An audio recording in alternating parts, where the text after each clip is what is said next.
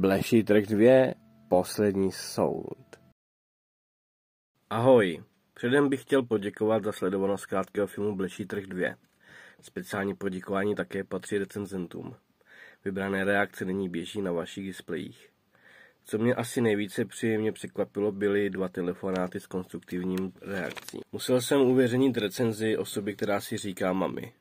Toto je vážně jediný komentář v takovém rozhraní. Zároveň se chci také omluvit obecenstvu za to, že zrovna můj první film musel být o něčem takovém. Skutečnost je samozřejmě mnohem rozsáhlejší, než se dokázalo vecpat do tohoto filmu. A to několik let, čelit nástrahám, intrik a tomu všemu kolem. Rozhodl jsem se proto, že udělám konec, jednou provždy, bez dalších zbytečných dotazování se. A jelikož se chci naplno věnovat své tvorbě a ne tomu, kdo mě zase kdy a kde veřejně pomluvil, rozhodl jsem se naprosto zmizet. Ano, slyšíte správně. Zmizet.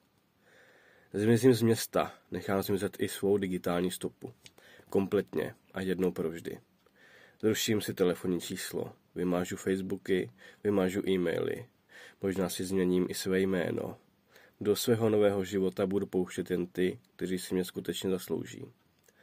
Omlouvám se tedy ještě jednou za takovou bublinu. Nechtěl jsem se sehnout, abych použil stejných a nečistých instrumentů, jako ten, který to všechno začal. Nyní, dříve než si zahraju na Davida Copperfielda, začnu dělat na filmu s pracovním názvem Orgonity. Kdo neví, co jsou orgonity, ať mi napíše zprávu. Poté bude následovat tvorba s otevřeným koncem a pracovním názvem Poslouchání před půlnocí na edici Strašidelné domy.